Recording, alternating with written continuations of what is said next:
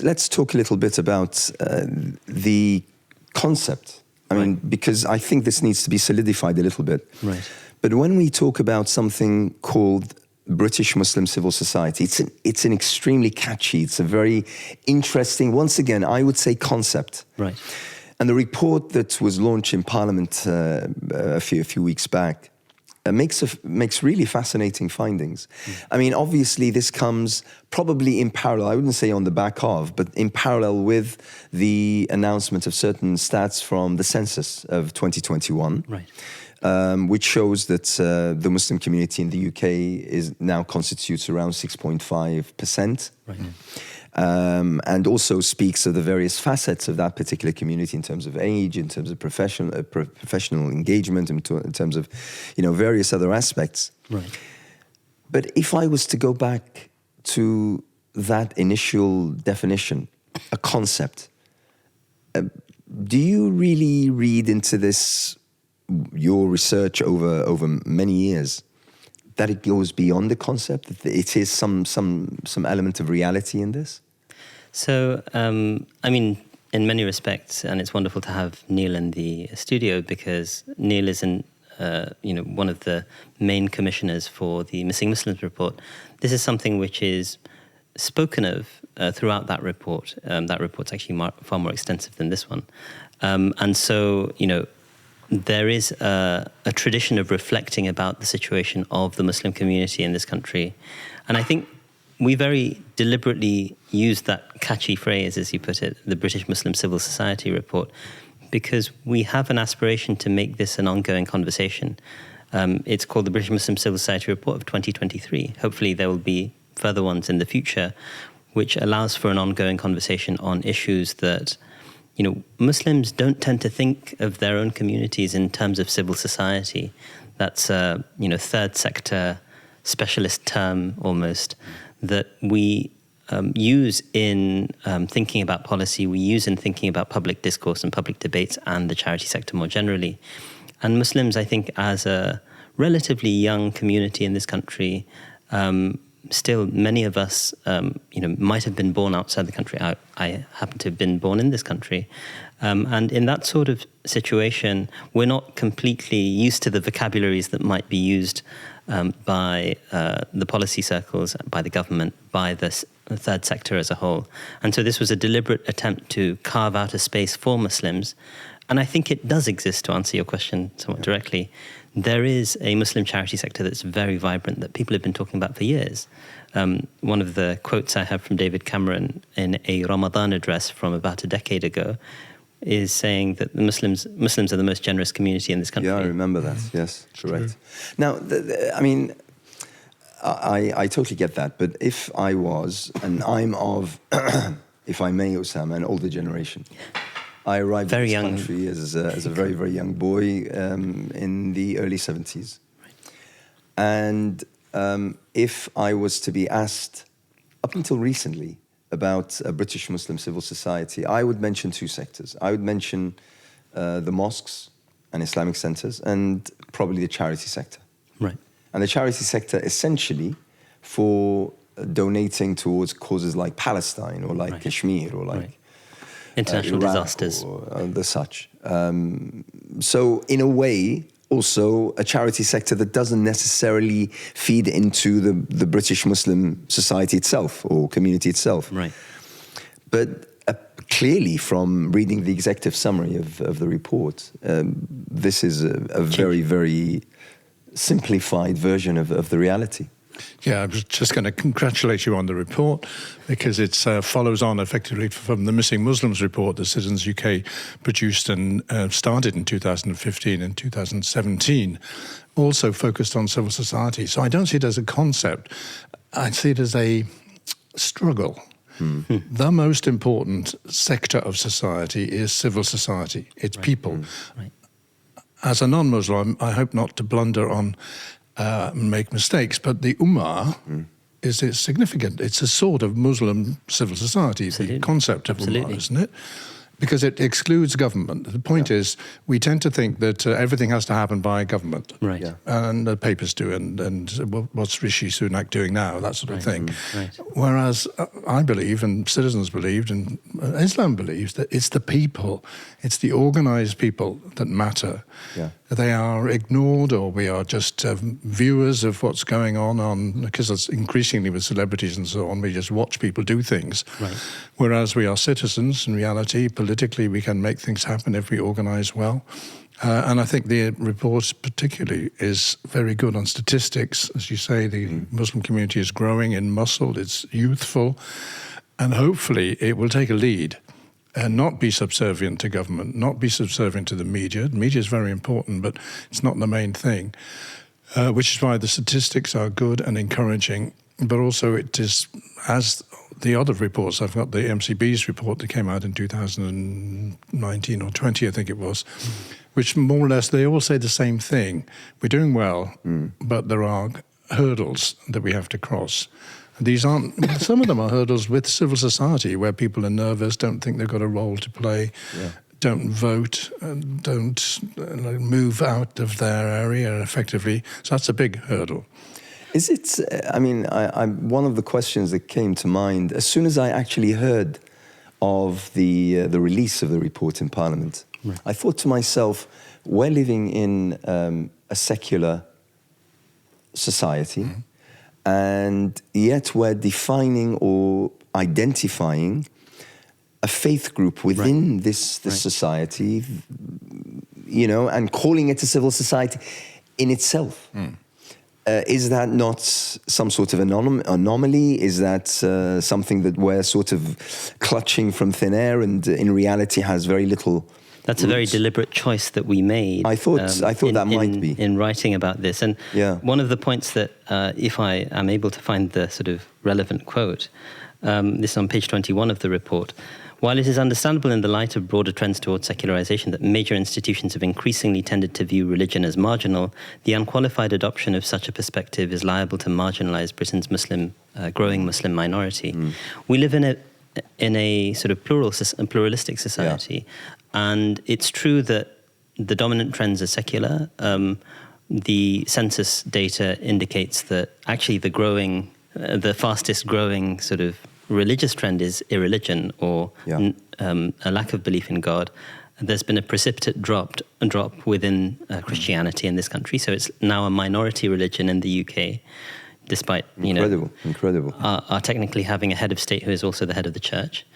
But what's climbed the most dramatically is non-religion. Yet Muslims are steadily growing, and they're a very sizable minority. They're very active and vibrant in their charitable activities in the third sector.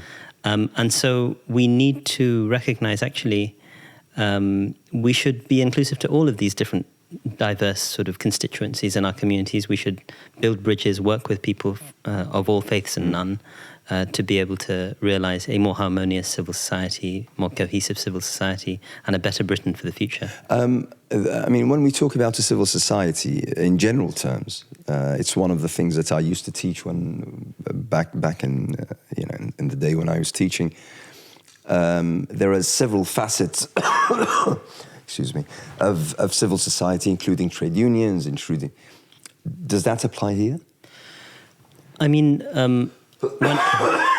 when I speak of civil society in this particular report, Muslims, I'm looking at where Muslims are quite active. So you mentioned earlier the mosque as a major center, and mosques as institutions are perhaps our largest sort of group of charities in this country. There are more than 2,000 mosques in this country.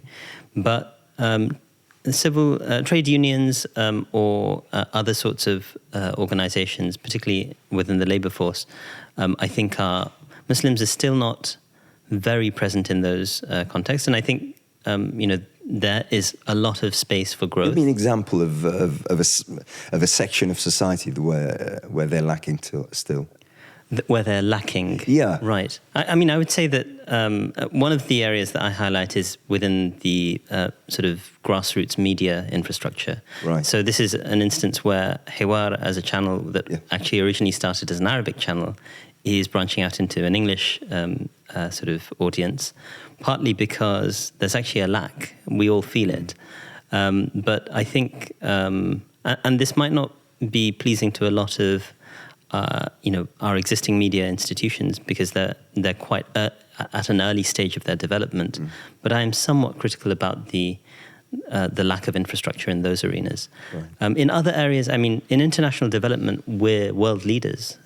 We set up organizations like Islamic Relief because of that sort of charitable ethos and the recognition that we're living in a global village, and in the advanced world, we have the opportunity to serve.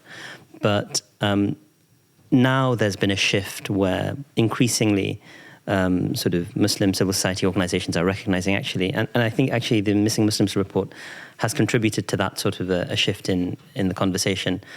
There are sufficient problems here for us to direct our sort of charitable energies, our civil society activism. Neil, the Missing Muslims report is quite a fascinating, again, we're talking about the title here, it's extremely fascinating. Tell us a little about it. We came up with the title, that wasn't the original title, it was a Commission on Islam Participation in Public Life. It was partly driven by Dr. Barry, Dr. Muhammad Abdul Barry, because he was concerned, and he was very active in Citizens UK, concerned that up till 9/11, to an extent, the Muslim community was doing pretty well. It was comfortable with itself and was participating and so on. But there was a conscious drop of participation, partly voting, taking on responsibilities that weren't particularly Muslim. That was what people did do. And it was as if the community had been shocked by, and of course the state was shocked by, terrorism, 9/11, 7/7. You can almost track it to those terrible events that took place that led to a reduction in participation by the Muslim community and a nervousness about participating. And I quite understand it. Clearly, if any other community was pilloried to the extent that the Muslim community was pilloried after the terrorist attacks and blamed and everything, it's a sort of natural thing to say, we've tried, I've done everything, but basically nobody takes us seriously. We can't get jobs. There's massive evidence, the difficulty that anybody with an Arabic name has to get a job. And that increased substantially after the terrorist attacks. Yeah, right. It's sort of understandable, but basically we got to grow up. It wasn't the British Muslims who did that. It was one or two isolated individuals. It's always individuals that mess up. Which is why the report was basically focusing on why are people not participating as they used to. So Missing Muslims is not about Muslims being missing, it's about Muslims not taking up their rightful position in public life. Exactly. That's essentially. Okay, it's quite fascinating. I have to say that in recent years we've seen more and more research and studies go into the makeup, the role, the contribution, as well as obviously the challenges and hurdles and problems that arise from this, once again, I'm going to use this term, the concept of the Muslim community.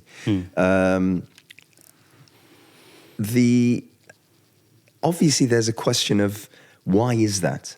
Why is that all of a sudden? Is it because they seem to be, from one census to another, growing in terms of size and number? But is it also to do with their capacity and the influence?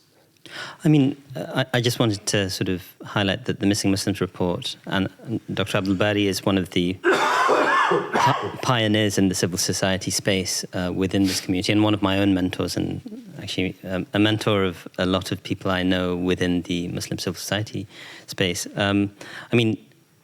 He's one of the people who's actually thought about this in that sort of way, that when we think about this concept, we need to engage of civil society, of Muslim communal activism within Britain in a way that thinks about serving Britain's Muslims. Which brings about another question regarding when you mentioned, the charity sector. Right. How much of the millions and millions and millions being gathered every single year go to serve the Muslim community in Britain directly? That's another question, but I think it's interesting. And I think the data is a bit difficult to find that. Among the interviews I conducted was with the largest charity in the UK, Muslim charity in the UK, Islamic Relief. Yeah. They gather funds from around the world. But it all comes through their UK office, and so I think their most recent income was something like 183 million. Yeah. And when I asked them, how much do you have designated or dedicated to British sort of concerns, I think I don't have my notes in front of me, so please don't quote me on this necessarily, but I'm quoting myself on live television. It was 2 to 3 million. Right. So it is a minuscule amount. Now, there are various reasons for this. One is that their raison d'etre was originally an international charitable institution that's working for relief efforts in other parts of the world. But the UK has seen sort of precipitate increases in sort of poverty, and the UN actually intervened a couple of years ago about our situation. Yes. Some commentators describe the UK as a poor country with some very rich people. And so in that sort of situation, I think this is naturally a concern for Muslims, even though Muslims are actually one of the census data points that was positive coming out of this year, the 2021 census, was that the levels of poverty have reduced somewhat in the UK. So in the Muslim community, in the 2010 census, it was 46% of Muslims lived in the 10% most deprived boroughs in the country. Now it's, according to MCB analysis, they kindly shared with me, it's 10% of, really? Sorry, not 10%, it's 30%. So 46 down to 30%. Yeah. Now that's still 3 times the average, of course. Which is very problematic. Yeah. We're 3 times more likely to be in the poorest. It's an improvement, especially at times when the whole country is going through a cost of living crisis. And so I think, those sorts of trends make it suddenly an opportunity for Muslims to look inward and say, look, one of the points I make is Muslims will say, look, I belong to Britain. This is my country. And to what extent am I responsible for the problems of this country, and not just thinking about, it's important for us to think about this travails of people suffering. We've witnessed Egypt and Turkey and Syria recently going through a horrendous earthquake, and they literally had another earthquake yesterday. And I think we should very actively be trying to support those sorts of institutions, or those sorts of crises.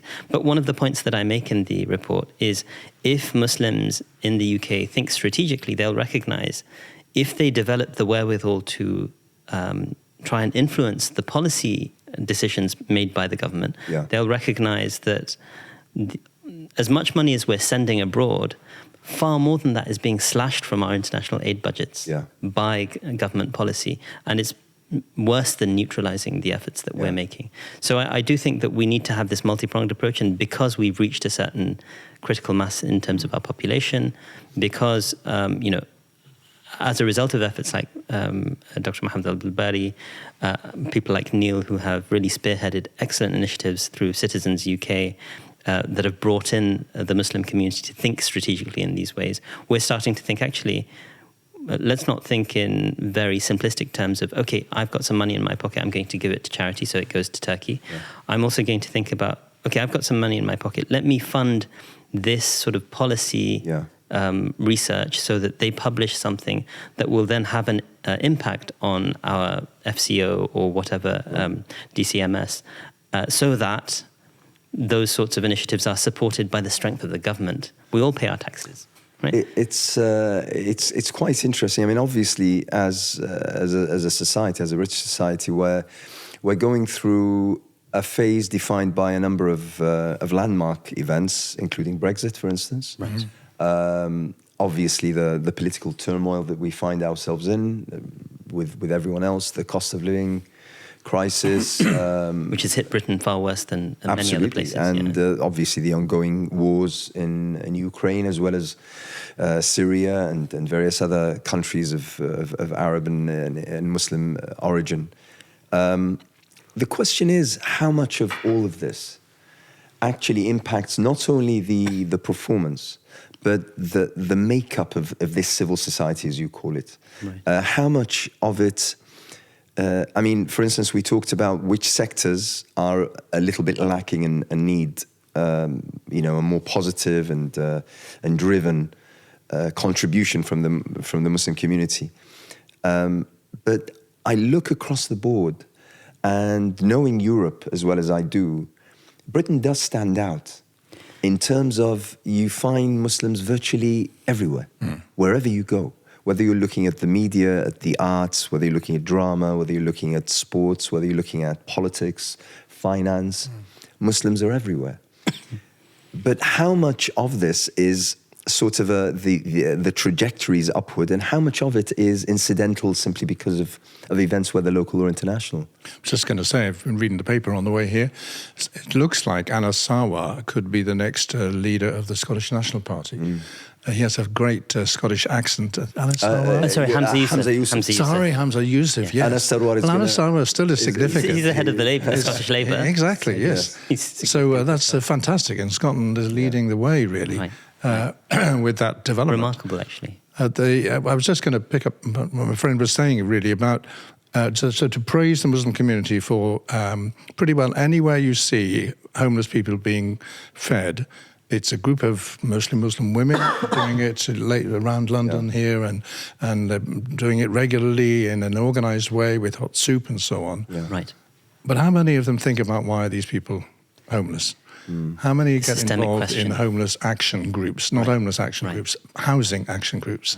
Because there has to be a solution. Right. I think it was Mahatma Gandhi who talked about a village where dead bodies kept coming down the stream, and the villagers pulled them out. Some weren't dead. They looked after them and put them in hospital and so on. And one day, the head of the village said, I'm going up the river to see why these people are coming back dead and bruised, and of course that's the point. We have to do both things, and the Muslim community is very good at it, but nervous, I think. Nervous about standing up and saying this is not right. This is not right according to teachings of Islam, but it's not right for social justice that people should not have a home. The tremendous work is done, of course, overseas. And I don't go that much, but I fall over Muslim aid organisations, and Islamic Relief is doing a great job in Turkey and Syria at the moment.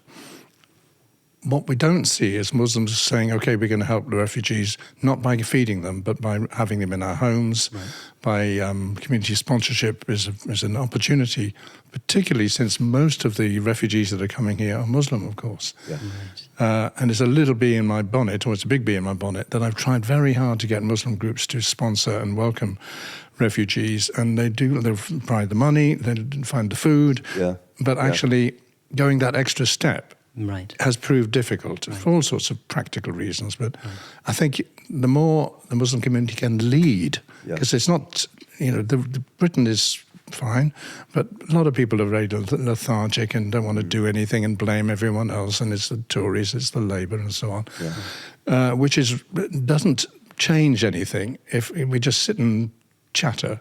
It's much more, in fact, there's massive evidence that the people that change things are the people who get up and say this cannot happen. Throughout history, it's leadership that matters, and it's courage that matters. Aristotle said the most important value, I dispute that with your brother a bit, is that of courage in people. If you're not courageous, then you're not prepared to take anybody on. You can have wonderful ideas and be very generous and thoughtful and holy person, but courage says, here I stand, and I will go no further along this. Neil, do you see this as slightly problematic when we're discussing British Muslim community or British Muslim civil society, in terms that we might be, I don't know, sort of pushing slightly inadvertently towards a little bit of isolationism, probably a little bit of exceptionalism. Is that at all, a possibility? Is that at all one of the questions that we might need to ask ourselves? I mean, that's why the report was called "The Missing Muslims." It's not, but I'm not saying it's nothing to do with Islam. It's to do with racism, Islamophobia, and all that. And if I was a Muslim and I have to try 6 times harder than anyone else, particularly a Muslim woman, to get a job, I'd say, there's nothing wrong with me. I've been to university, I've got a degree, but still I can't get the job. In fact, I can't even get shortlisted. There were some practical proposals in the Missing Muslims report, as there are in the other report, which was the business community had some responsibility in introducing a nameless application forms. Yes. So you don't see the name of the person, you see their skills and what they've done before. Clifford Chance, I know, is one of the companies that does do that. Right. It's limited because ultimately you've got to see the name of the person. I know you've got to meet with them, but they can't get a foot in the door. It says, "Oh, this is an Arabic name." Put it. I think one journalist actually did a. Oh yes, sort of an experiment. They've had a few actually. Applied to the same companies using an absolute English name and then using a non-English Muslim name, and he got rejected on every single application because of the Muslim name. Which is why, to your point, is well made. Is why I think the Muslim community is more nervous about standing up and shouting. But at the same time, if I understood another angle of what you're talking about, is the fact that when we speak about British Muslim civil society as a separate entity, are we self-isolating? Is that a concern as well? That probably, yes. Very. Right, I mean, the thing that I'm trying to understand here is, I mean, we for years, I know I have for years, have been advocating for Muslims to integrate positively, to become part of society, to enter into all facets of life and the such. And I have to say, I've had my reservations concerning the sector of Muslim schools, for instance, because my concern was we don't want students to feel as though they are isolated or distant or exclusive from the rest of society. The question is this, I mean, does this sort of that? I would hope it does quite the opposite, right? I mean, this is the ethos of reports like the Missing Muslims report, that, and I follow in those footsteps, that we're trying to encourage Muslim communities to think of themselves as direct and meaningful contributors to British society. So they are, a Muslim civil society, but they're a British Muslim civil society, and it's about contribution to society as a whole.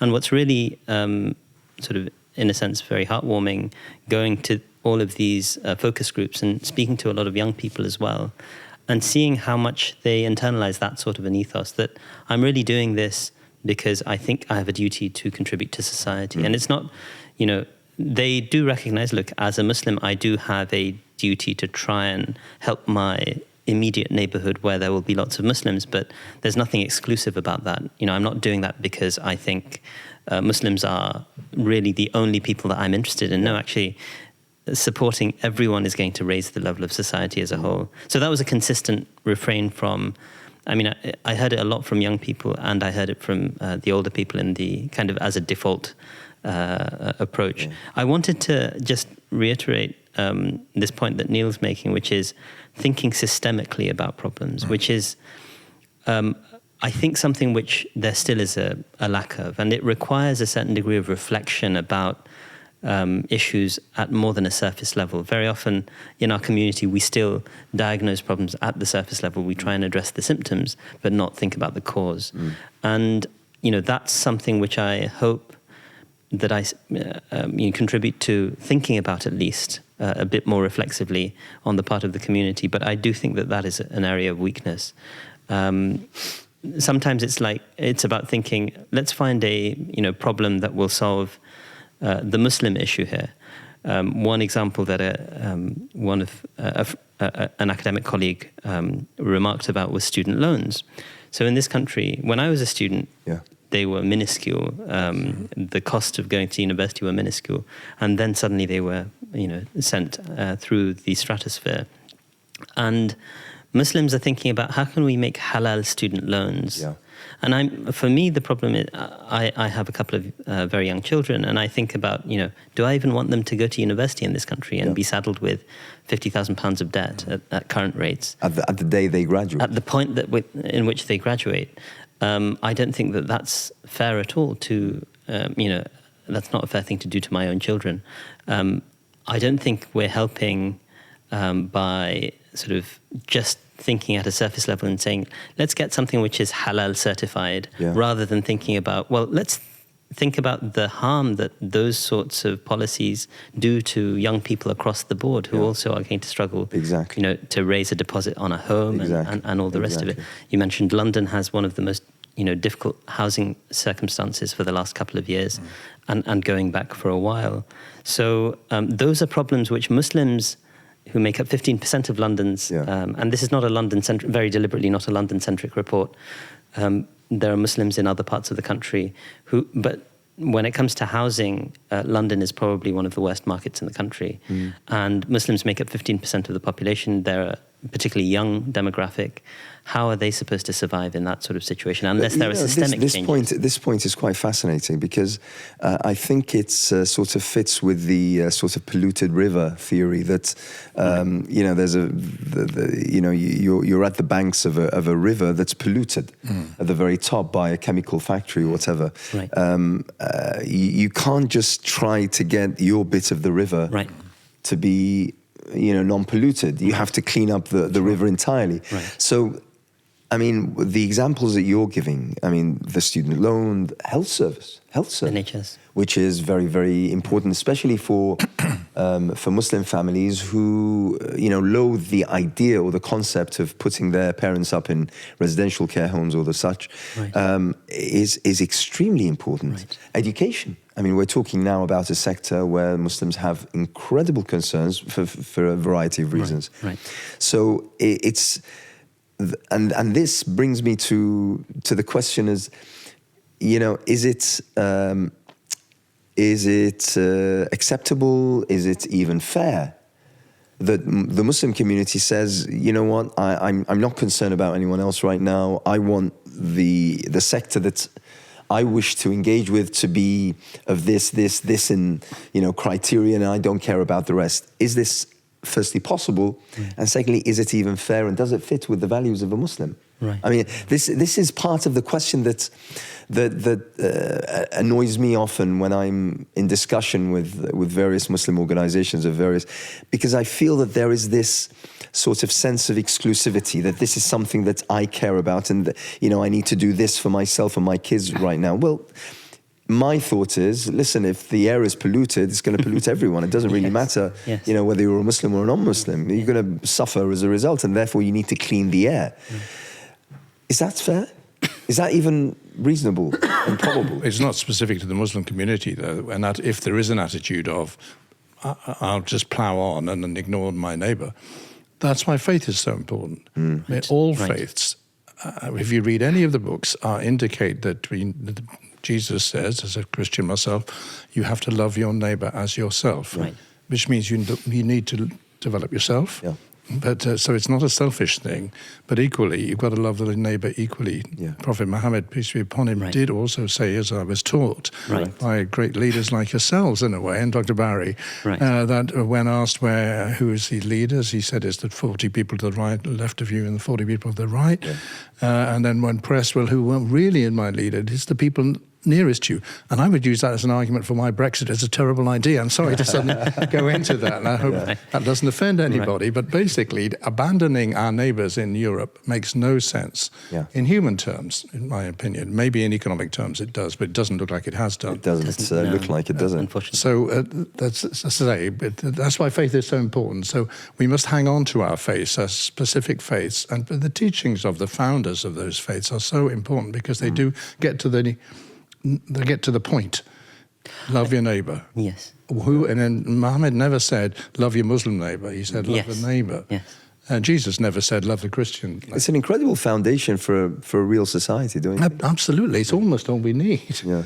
I would venture to say that actually this is the crucial role that faith has in a secular society, because in a sort of unremitting secularist ethos, on what basis do you help other people? If, our sort of capitalist norms say that actually greed is good and you should serve your self-interests and the invisible hand will do its job. Well, in reality, we are living the consequences of that, and it's austerity for the poor and, absurd profits for the super rich. So I think that, this is another regard in which the values of faith really need to inform.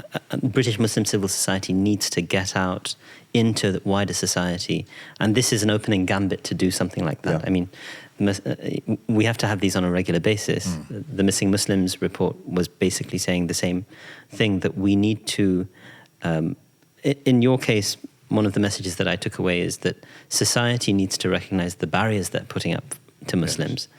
And I think that that's, still something which is very valid and true. And I wanted to ask you actually about that, like, how do we follow up on these things? What's your experience been?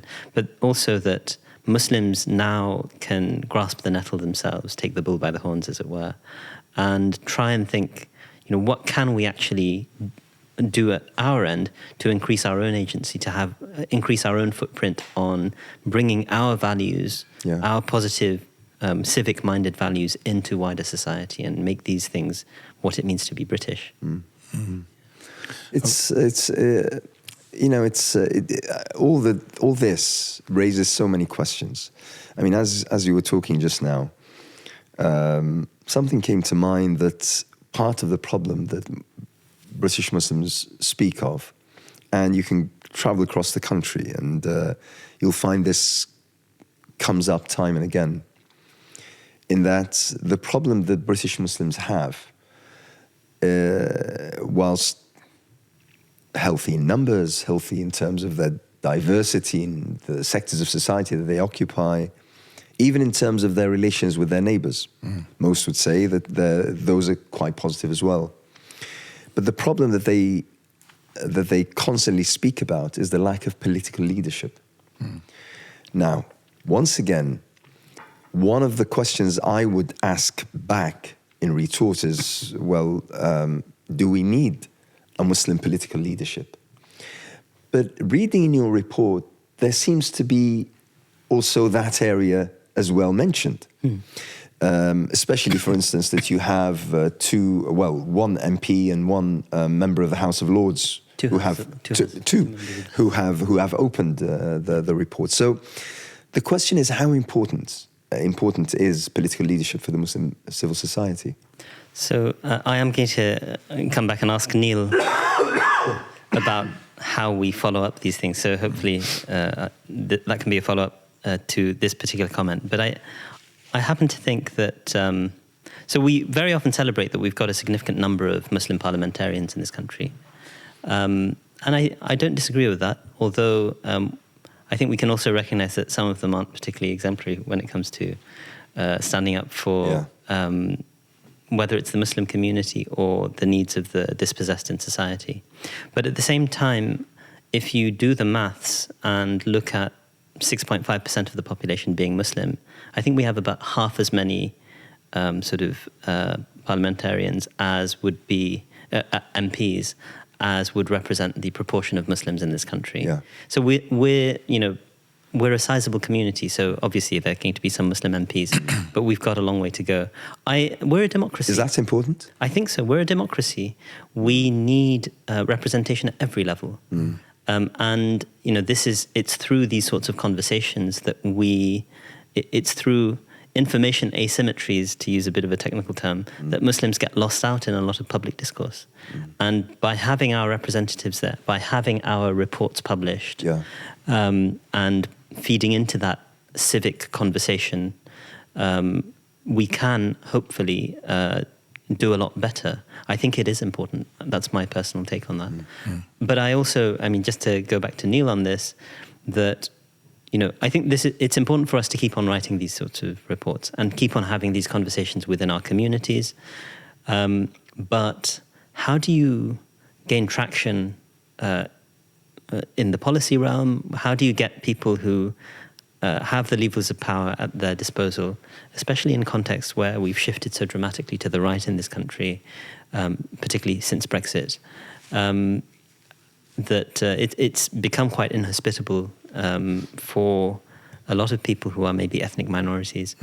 And this is a point that you were making very strongly in the recommendations of the Missing Muslims report. And I've made similar recommendations off the back of that. But for me, the question is, what do we have to do now to make sure that this stuff isn't just forgotten and left on a bookshelf somewhere? Well, I was just thinking it was very helpful to have this opportunity. So I reread the Missing Muslims report, and I remember we did make lots of recommendations to civil society, because that was who it was for. Yeah. Yes. We did recommend it, because we was actually not a panel of Muslims. We purposely had Jewish commissioners and secular commissioners and so on, who all wanted the Muslim community to participate, of course. That was what it was all about. Right. There were two particular requests of government we put in. We didn't want lots of requests to government, because it is contrary to what we're trying to say, which is not all about government. However, the government, there were two things that hadn't happened at the time, and frankly, they've still never happened. So you could say this report was just gathering dust. The specific one was to recognise the Muslim Council of Britain. It didn't have to be MCB, but it had to be a Muslim organisation, and to talk to them regularly. Particularly if there was an issue and violence took place somewhere, you've got to call on the most representative body that to speak to. But this government has consistently failed to reach out to MCB. Or they publicly declared that it's disengaging from exactly, the MCB. Exactly. This is proud of not being, even though some of the people in the government are Muslim and Tories in that case. The other thing we wanted them to do was, which was an easier thing to do, which was to recognise the definition of Islamophobia, which pretty well everybody else had recognised. Yes. Maybe there's a word wrong and so on, but it was a principle. Yeah. The easiest thing to say, yes, we recognise this, as we do the similar Jewish one. Yeah. That was recognised immediately when that came out a few years before. We tried to get the recognition for Islamophobia acknowledged. The point being, that's why we need more people in the Parliament, I guess, and then it's lovely to see the Muslim women are well represented in Parliament. Correct. So the more the merrier. But the more the merrier at district level, at council level, and so on. Yes. But also, for thinking of young people, if they don't want to do that, then they must create their own campaign group about some local issue. It's not an easy thing to do, but frankly, that's the way you cut your teeth. Right. There's a big issue about mould in housing, and many people experience it and put up with it, but the child died. Yeah. Correct. That gave us the opportunity to say this has to stop, and there's lots of fuss about it now, and maybe it will stop. But basically, there's plenty for people to do. The other great thing about Islam, I have to say, because I'm a real follower of Islam, though a Christian, is not drinking. Yeah. Right. I'm embarrassed in the City of London on a Friday night to see everybody out drinking. It must be hard if you're a Muslim to not go to that feast of alcohol. And I'm sure some say, okay, I'll just have one drink. But it's that pressure which is unfortunate, because it's I know the consequences of not going on a Friday night, if you want to be a good lawyer, are quite serious, because you're seen as standoffish and so on. On the other hand, it gives you plenty of time. That's the point. Right. Plenty of time to put together your action team to go out and show the people drinking that actually you can carry on drinking, but I'm going to change the world. Right. It gives you plenty of time in more than one sense, because it'll give you a longer life as well. Well, exactly. That's right. A friend of mine who went to the World Cup in Qatar. Oh, yes. And he came back, and one of the things he said, listen, for about 32 years, I've been working alongside Muslims. One of my neighbors is a Muslim. He said, but it took 5 days in Qatar to realize how it's very, very possible to live in an alcohol-free situation, have fun, enjoy yourselves, and enjoy, the company of other people. He said it just took 5 days, rather than 32 years. It's, the report was commissioned by the APPG on British Muslims? It was done with their support. It was right. Tell me a little bit about the APPG on British Muslims, because most people, and I include myself here, would recognise the APPG on British Muslims as being the body that produced the official definition of Islamophobia, which in itself created a bit of a discussion. But like Neil said, a word here, a word there. But what else does the APPG on British Muslims do? So APPGs are interesting institutions, and Neil will have more experience with them than I have, actually. But all party parliamentary groups are kind of like societies for sort of parliamentarians in the way that you have societies at university. Yeah. Certain people, I think you need a minimum of 5 parliamentarians. I might be wrong. That it might be even lower than that. And someone comes to them and says, we want to have a discussion of this sort of a theme or this sort of a topic. Are you interested in sort of being the chair or co-chair or treasurer, etc., of something like that? And it's usually from outside funds.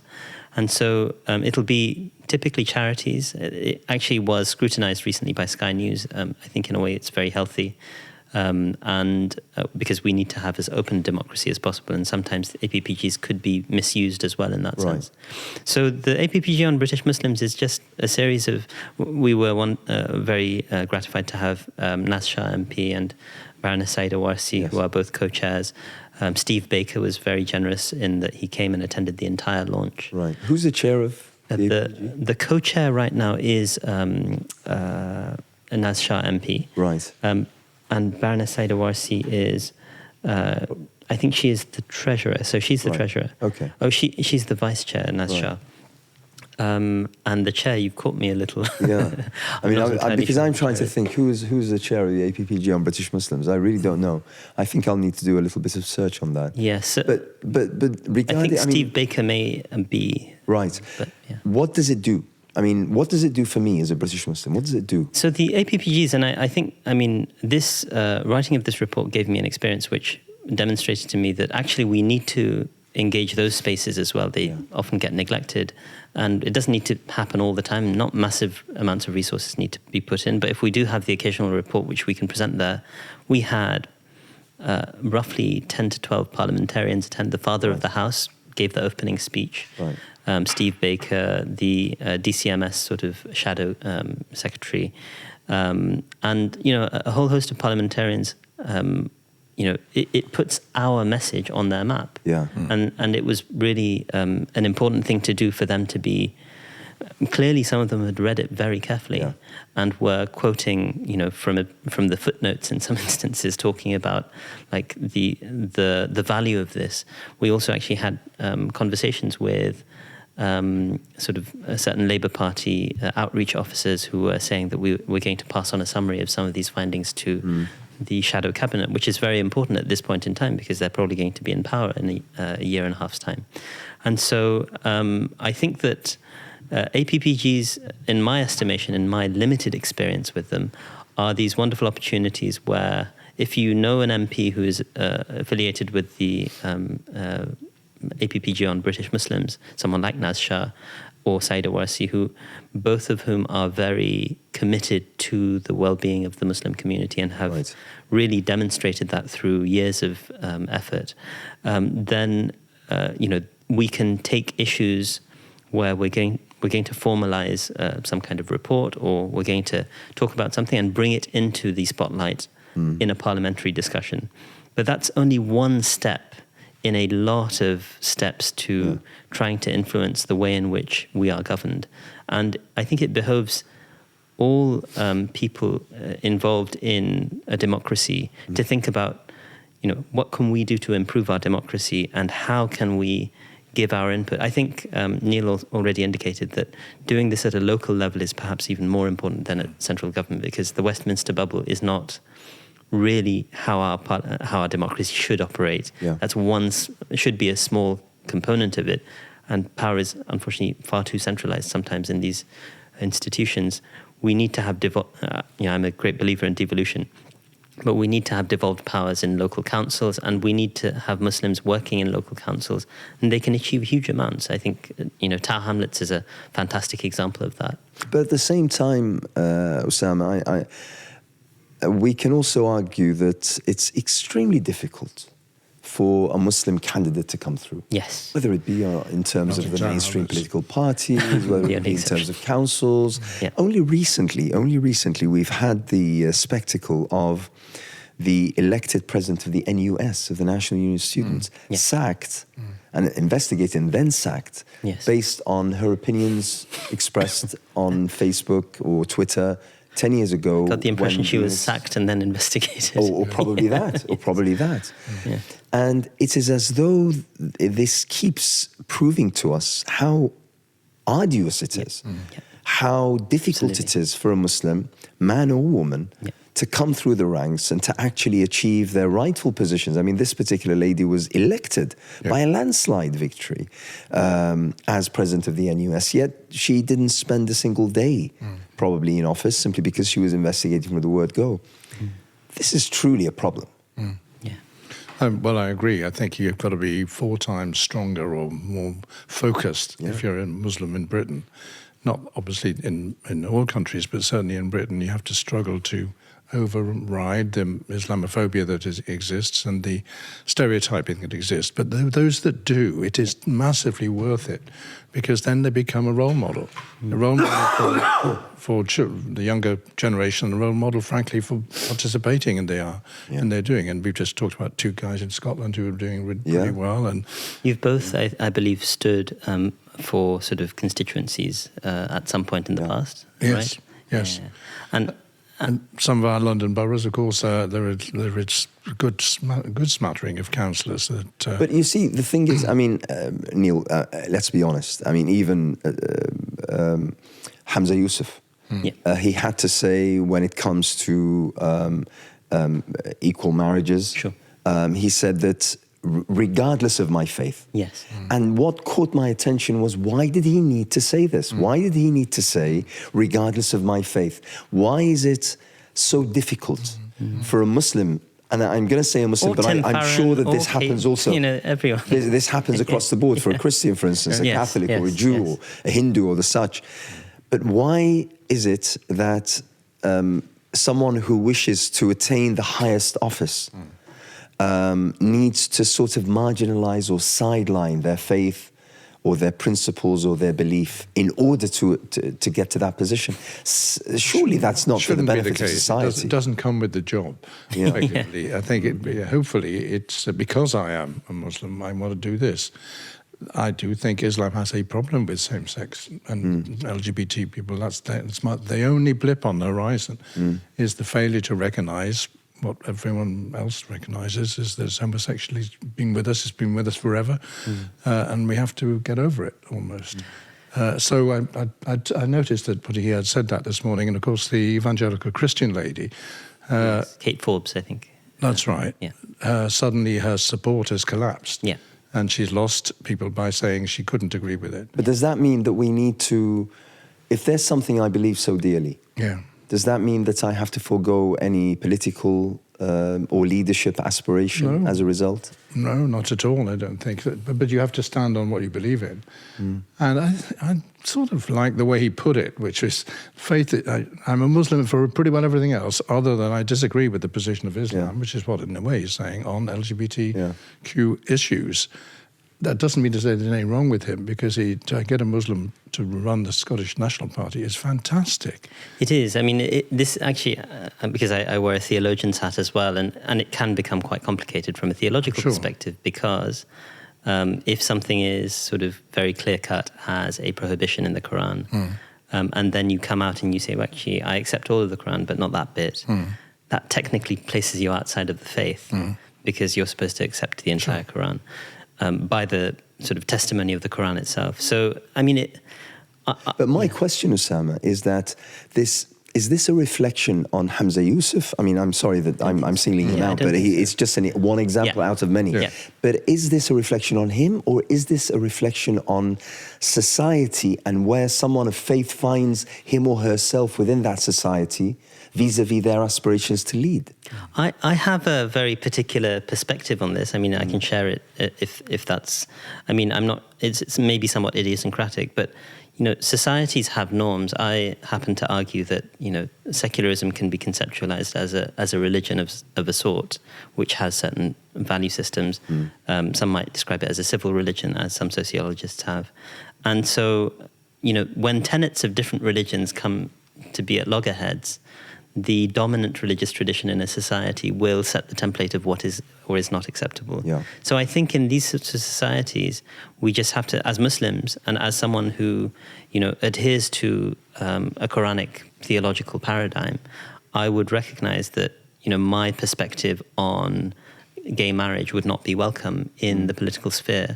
And I would have to make a case that, look, I don't know the language that someone like Hamza Yusuf used, but perhaps he used something like this, that regardless of my own personal faith commitments in these areas, which are, in the context of this secular society, I will treat them in public office as a personal religious commitment. Yeah, that's a fair take. I will uphold the laws of this context. And scholars like, people we admire have pointed to the prophet Joseph in the Quran, who was a minister effectively, or the treasurer in an Egyptian sort of non-Muslim state. So I think, there are ways in which those compromises, but I don't think personally that the language used should be a denial of what's in the Quran because I'm a Muslim.